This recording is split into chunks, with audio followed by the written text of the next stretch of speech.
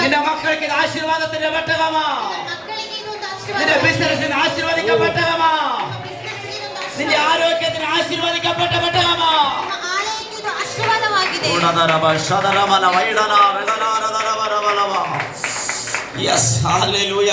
ഇന്ന് പകൽക്കാലം ആത്മാവിൽ ജനം ആമേൻ നിങ്ങളെ വിട്ടുകൊടുപ്പാൻ തയ്യാറായാൽ ഈ പെട്ടകത്തിന്റെ മഹിമ നിന്റെ കുടുംബത്തിൽ വെളിപ്പെടാൻ പോകുകയാണ്.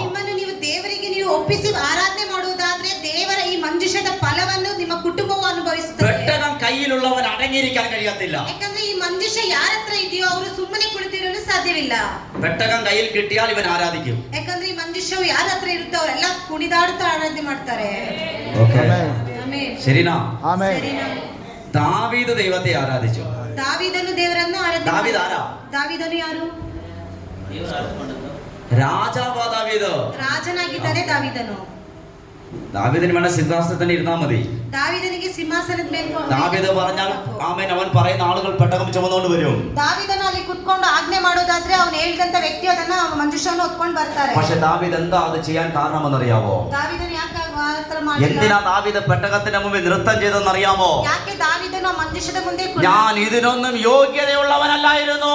ನಾನು ಇದಕ್ಕೆ ಯೋಗ್ಯತೆ ಇಲ್ಲದವನಾಗಿ ഞാൻ കാട്ടിൽ കിടന്നവനാ. ನಾನು ಕಾಡಿನಲ್ಲಿ ಇದ್ದವನು. ഞാൻ ആടിനെ മേയിച്ച് നടന്നവനാ.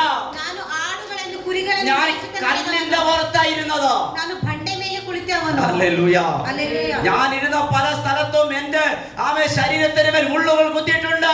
ನಾನು ಕುಳಿತಂತ ಅನೇಕ ಸ್ಥಳಗಳಲ್ಲಿ ಮುಳ್ಳುಗಳು ನನ್ನನ್ನು എനിക്ക് കിടക്കാൻ നല്ലൊരു സ്ഥലമില്ലായിരുന്നു. ನನಗೆ ಮಲಗಲು ಒಂದು ಒಳ್ಳೆ ಸ್ಥಳ ಇರಲಿಲ್ಲ. ഹല്ലേലൂയ. ആമേൻ.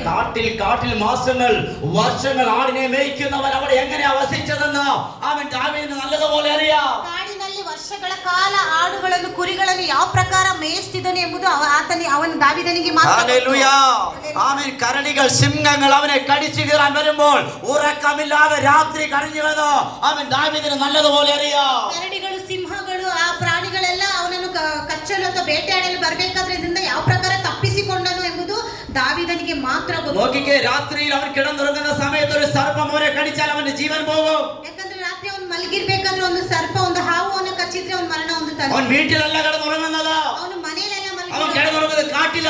ಅವನು ಮಲಗಿರೋದು ಕಾಡಿನಲ್ಲಿ. ഇന്ന് രാത്രി ദൈവജനം തിരിച്ചറിയാൻ തയ്യാറാകണം. ಇವತ್ತು ರಾತ್ರಿ ನೀವೆಲ್ಲ ದೇವರ ಬಗ್ಗೆ എന്തുകൊണ്ടാണ് ദാവീദ് പെട്ടകത്തിന് മുമ്പിൽ നൃത്തം ചെയ്തത്? ಯಾಕೆ ದಾವೀದನು ಮಂಜುಷನ ಮುಂದೆ ഞാൻ ഈ രാജസ്ഥാനിക്ക് യോഗ്യതയുള്ളവനല്ലായിരുന്നു. ಈ ಸ್ಥಾನಕ್ಕೆ ഓ, എന്നെ യോഗ്യനാക്കി മാറ്റിയവന്റെ മുൻപിൽ